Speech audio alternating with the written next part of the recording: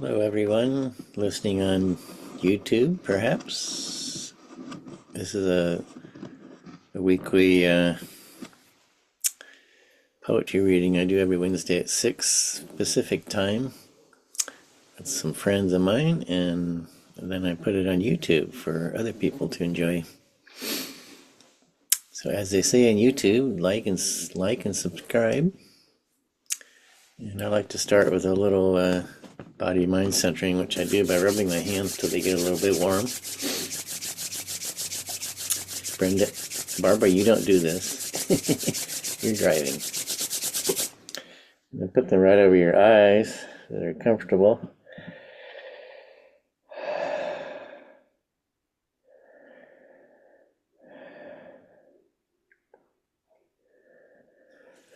Yeah, do that a couple more times.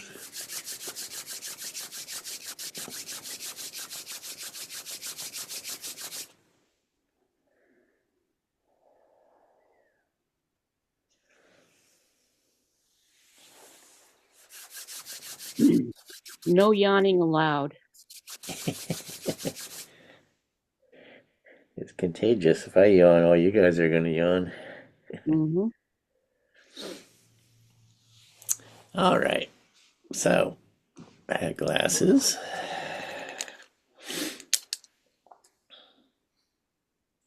Ooh, which need cleaning.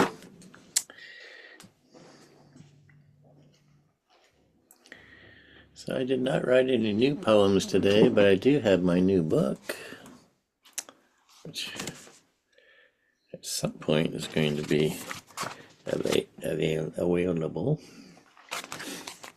So I'll read a few of those.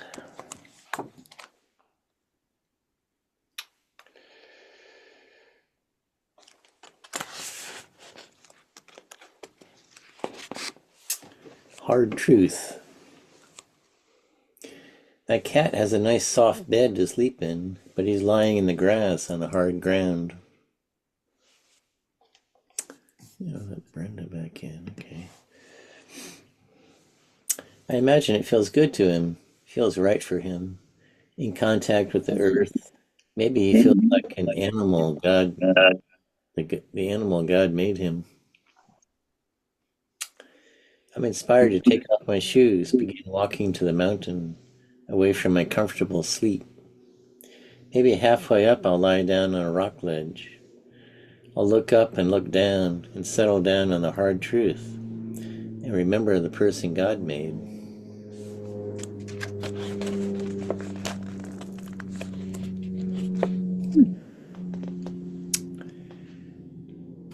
And this one is called Nothing. It's one of those numbered poems.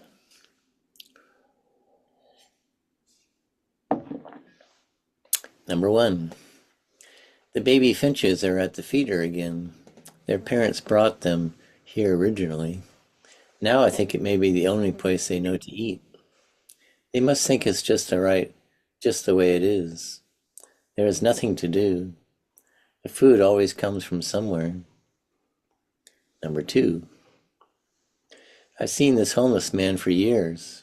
He carries around a large abstract painting and sells copies of it to people on the street. He implores people to support the artist. To be honest, I doubt he even painted the original.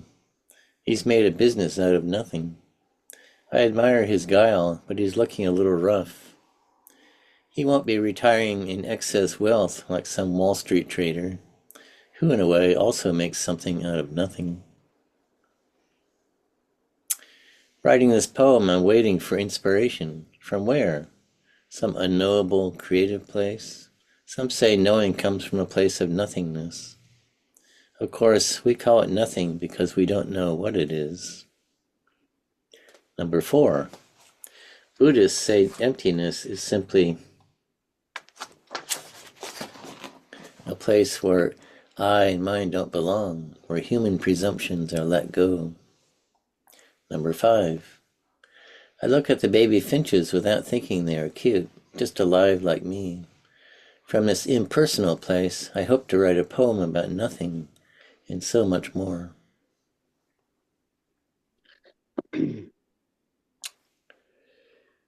That's interesting that the name of the poem is Nothing, and yet there are 6 of them. Kind of an oxymoron. Okay. There's 5. Right? There's 5. Oh, 5. Okay. Sorry. Well, I realized I should have, on number 4, I should have mentioned nothing, but I didn't. Anyway.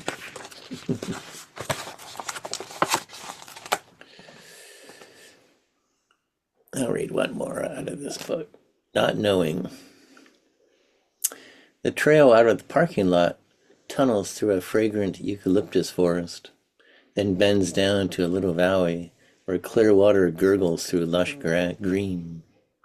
Then the trail climbs the other bank and now tiptoes along a cliff. Below are crashing waves. I stand in awe of so much space. Someone has put a bench here, figuring people would want to ponder their lives here. Out across the blue water are rock islands. They seem so cold and alone, but probably the birds feel safe there. Everyone feels safe somewhere. This thought shoots out through the top of my head. Suddenly I feel open to the sky. I realize there had been a lid on my life, and I did not know this. Sometimes a thought will do this, if it connects to some larger meaning. I connect my trek into another little valley. In this one flows a larger stream. There is a bridge here. Standing there, I think I figured out something out. I'm satisfied for a while.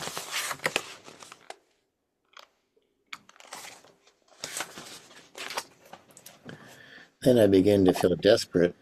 Now my thoughts are bouncing around my head aimlessly. I walk a long time like this until I come to another bench. I feel my heart beating. My sweat starts to be cold on my body. I feel a long way from home. It's time to head back. Crossing the little bridge again, I try to remember what I understood there. A sparrow surprises me landing on a post near me. And in that moment, I remember what I always forget. I need to return to not knowing in order to experience the freshness of living in wonder. That's nice. You like that? Yeah. Okay, well, let's read one of Glinda's. You sent me something, right? Yeah, I sent you a couple, but one's new and one's not. You pick. Let's see.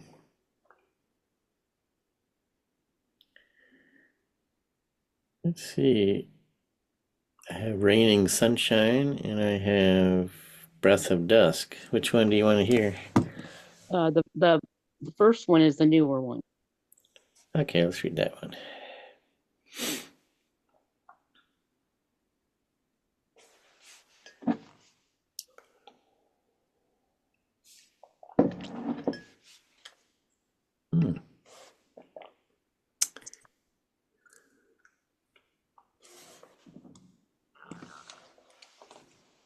Raining Sunshine. It's raining again. Been about a year now. I forget what a sunny day might look like. The blue of the sky has taken a holiday and left me here at the window pane, streaked with nature's tears. Oh, I remember that one, Nature's Tears. That's a nice line. And there's a little lake that's come to visit, just past a hill where the grass gasps. That's hard to say, gasps for air. Birds huddle in their feeders, burrowed in the seeds. Feathers ruffle to cocoon their wings. They glisten damply in the graying light. I wonder if they are like me and remember days long gone, never to return. Or do they plan their time to come, believing the sun will surely return?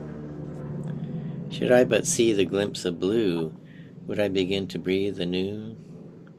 If rain calls for the rose to bloom, while I curl up in my lonely room, perhaps the rose will call to me, sing a song quite fervently, and promise the sun will reappear, visit me in the shadows here, Then maybe I'll smile, maybe dance a bit, that my friends returned and come to sit beside me here in my rocking chair, at last arrived with with laughter rare.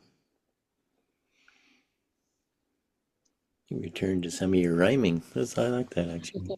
It's like a smorgasbord there.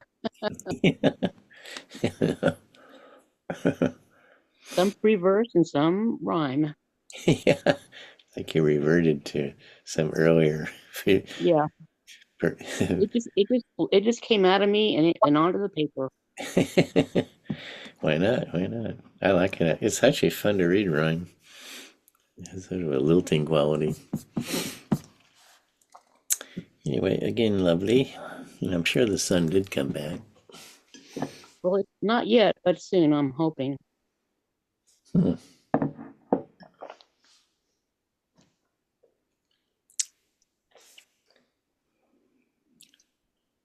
Should we read your older one too? If you want to. Why not?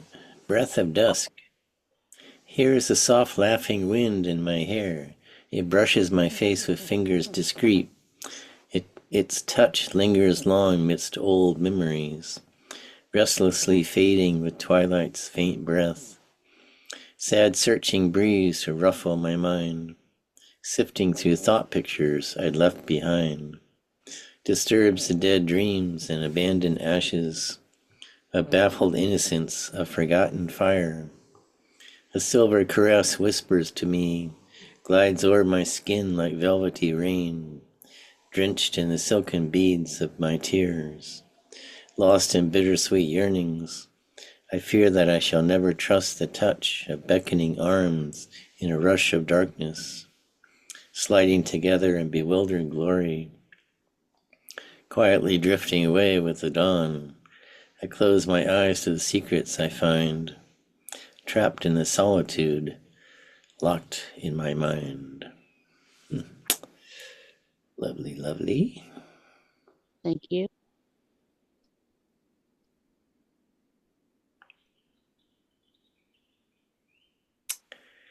All right, what else did I bring?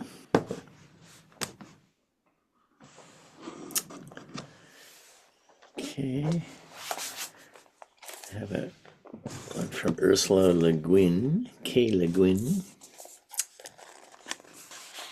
I like a lot. It's now gone from the planet. On Second Hill, where on this wild hill alone a child watched the evening star, let these bits of ash and bone rejoin the earth they always were, the earth that let her sing her love, the gift that made the giver here on the lonely hill above, the valley of the river. Lullaby. Where's my little fleeting cat? A year, an hour a day. Where's my little girl at? Fleeting away, sleeping away, found the way clear away. Nowhere far, nowhere near. A day, an hour, a year. I should try to write a lullaby. I've never tried.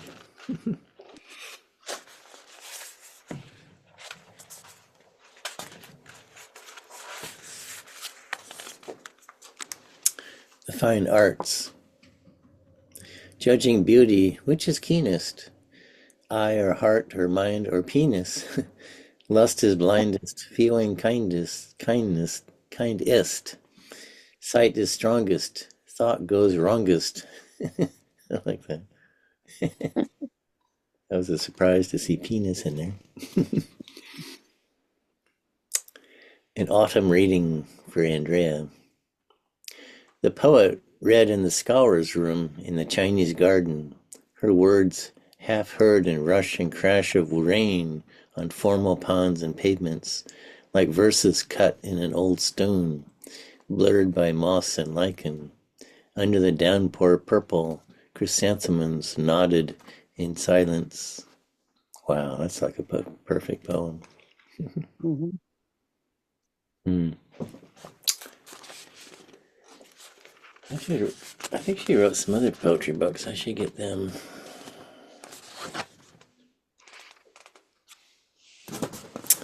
For a hig, for a Higaya. I guess that's a woman's name. When you lived in the valley of Na and were a goldsmith, you made a little disc of gold, the sun on one side, a double spiral on the other, for Intrumo of Shinchan. After you left, she wore it on a golden chain. The rayed sun shined outward, the hinge of the spiral hidden against her throat. Pretty soon she'll follow you through the open doorway, and coming by your workshop, by the river bank of the river Na, smile to see you working. So you are here, you'll say, and she, go along easily, Hegia of my heart. I left your son there in the other valley for us to find someday. That sounds like it's from one of her novels. And one more by her, Bats. When I used to see bats flying in the California twilight, their intricate zigzag voices went flickering with them, but they fell silent with the years, and without that tiny sonar static to see them flicker in and out of being is a kind of blindness. What happened to them? In the twilight, in my dream, a little bat was flying. In awakening, I wondered if the bat that I remembered flying in the twilight of the dream of California was in the California or the dream.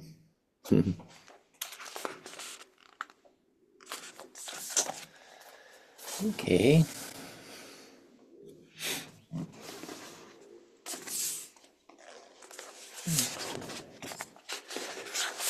I have an Antonio Machado here. Rainbow at Night. The train moves through the Guadarrama. Those are mountains, I think. One night on the way to Madrid, the moon and the fog create high up of rainbow. Oh, April moon, so calm, driving up the white clouds. The mother holds her boy sleeping on her lap. The boy sleeps and nevertheless sees the green fields outside and trees lit up by sun and the golden butterflies. The mother, her forehead dark between a day gone and a day to come, sees a fire nearly out in an oven with spiders. There's a traveler mad with grief, no doubt seeing odd things. He talks to himself, and when he looks, wipes us out with his look.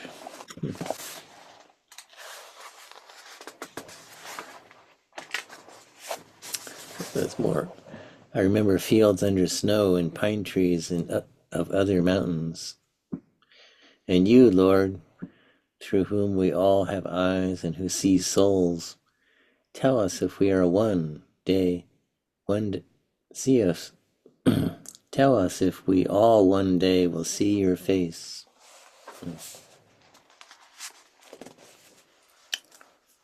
By William Stafford.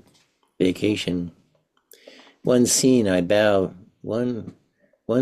I bowed to pour her coffee. 3 Indians in the scouring drouth huddle at the grave scooped in the gravel, lean to the wind as our train goes by. Someone is gone. There is dust on everything in Nevada. I pour the cream.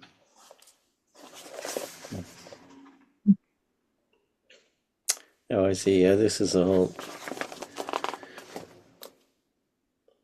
from an anthology that Czeslaw Milos wrote, and it's a whole chapter about people on trains. Here's one by Rolf Jacobson, who was a Norwegian. Express train, 1256 races alongside hidden remote villages. House after house wanders by, pale gray, shivering.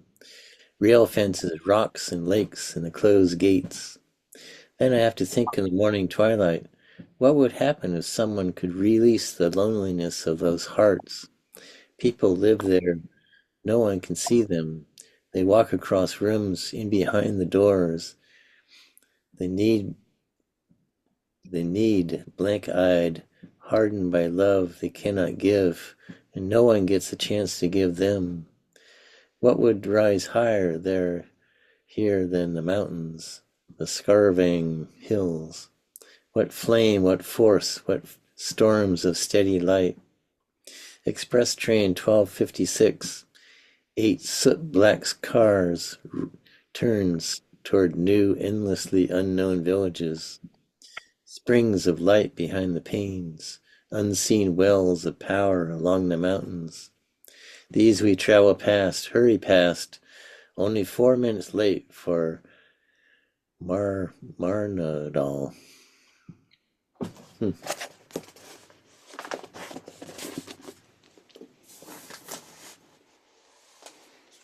Okay.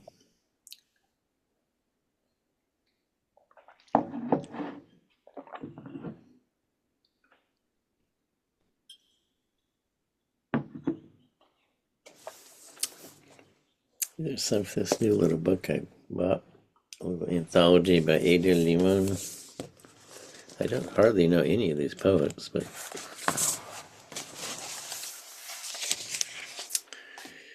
here's a poet named Laura D.A. Bad Wolf. I husked the houses from the land, each one as similar in size and shape as the battered crates behind the shipping store. The lake wasn't here with its jagged edges and dikes, puffing like keloid scars, so I drink it. I uninvite to receive more clearly what the fringe prairie might have been with its controlled burns and bone games and berries. In language class, I'm learning the story of the wolf who was perpetually punished for his boyish pride, made to pursue a hornet's nest and drown in his own reflection, snout gleaming with the honey he was hoping to bite. I repeat phrases and parse pauses from stresses. The markers I seek are nearly impossible to find. What is under the water, and what was once water? Here, where a trail once crossed, people gathered, then the hop farmers dug axe heads and projectile points, still bearing the scar from the plow. Within 5 miles, the battles of the first treaty wars are under the barns and soccer goals and signs allowing recreational drone flying. At the prairie, a solitary Douglas fir's high branches start well above my head, telling me it was once one of many. I must move the tendons of my chin and hold my tongue differently to string together the consonants of my language. To say wolf, I have to open my lips in a pantomime of alarm. Cool. That's quite a last paragraph. Mm-hmm. I guess she's talking about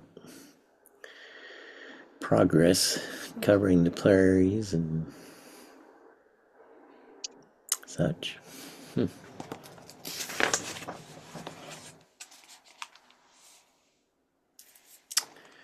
Here's a poet named Maui Macaulay Brown, Rabbit Brush. I've never seen the winter at 8,000 feet. Long stands of lodgepole pines washed white, miles of cliff face, snow-capped and sheer, and silvered with lichen. Slow herds of mule deer hugging the fence lines, wind-whipped and sure where they're heading. Do the aspens turn yellow before they go bare? There's a stand on the road where I've bought a small house, a red-painted door, some land. What hubris to strike out for somewhere cold enough to kill you, knowing nothing at all, not even the name, of the undergrowth thatching the slope. A neighbor says, rabbit brush, and I should be afraid to be so unprepared, herdless, human, without instinct for the West. But what comes first is wonder at the word, at having woken someplace new. I once believed I wouldn't see another winter. Where that came from.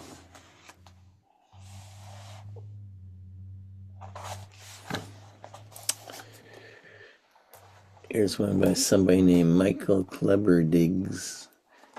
Canine superpowers. We stroll the grounds and stop at every tree, at every chicken bone, each new cornflower. Their noses lead us everywhere we see. I'd be asleep if it were up to me. Still slick with dew, the city park seems ours as we stroll the grounds and stop at every tree. Perils persist, real possibilities. I scan the ground for things they can't devour.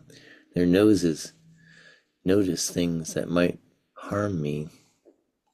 Sometimes we'll spot a fox, surprise a bee, find trash, broken glass, have a sad encounter on our daily rounds, to check on every tree. 3 times we've come upon wild coyotes, sensed before seen through canine superpowers. All of them have smelled what I'm soon to see. They stare, we stare. There's no anxiety. Milliseconds transform into hours. We stroll the grounds and stop at every tree. Their noses lead to everything I see. Walking the dog. Well, okay, I think it's about Mary time.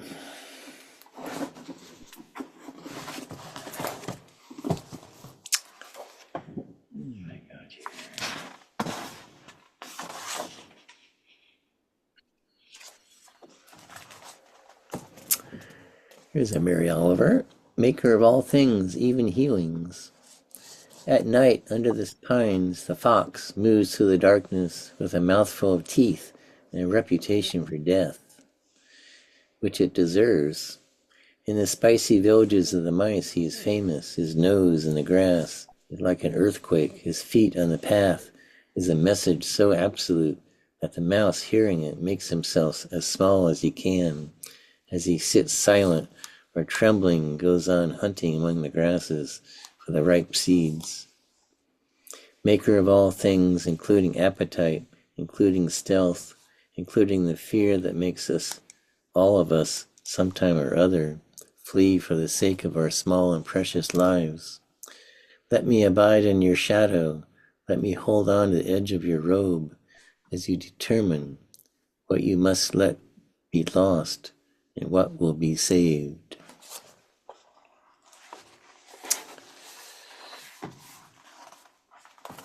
Here's a Percy poem. Percy was one of her dogs.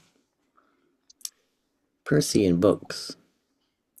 Percy does not like it when I read a book. He puts his face over the top of it and moans. He rolls his eyes. Sometimes he sneezes. The sun is up, he says, and the wind is down. The tide is out, and the neighbor dogs are playing. But Percy, I say, ideas, the elegance of language, the insights, the funniness, the beautiful stories that rise and fall and turn into strength or courage. Books, says Percy. I ate one once. It was enough. Let's go. I always love her Percy poems.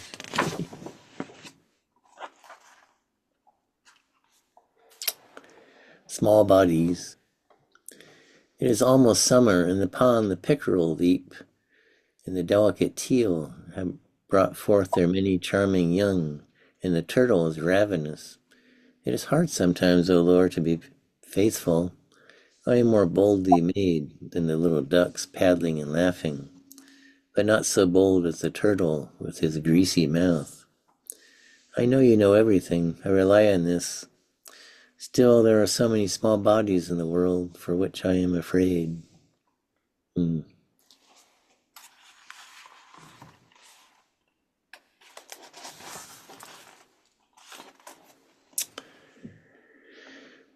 let's do one more. Let's see.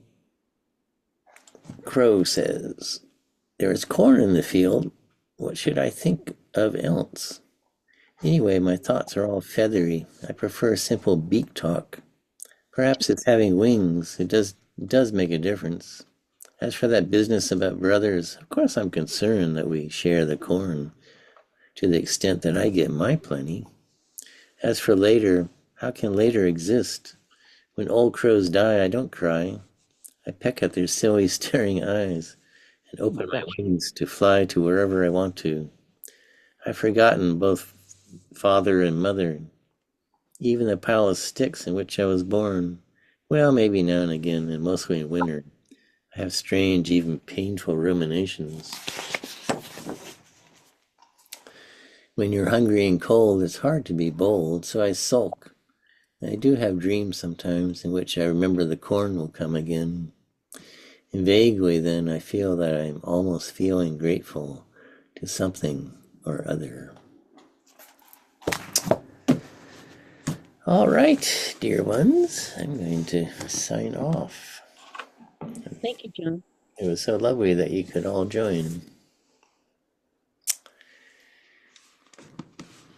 Yeah, thanks, Tom. Good to see everyone. Have a great week.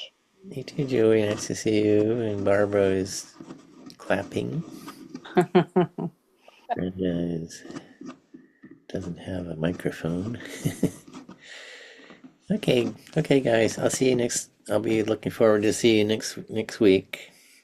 All Bye right. bye. Bye. Bye. Right.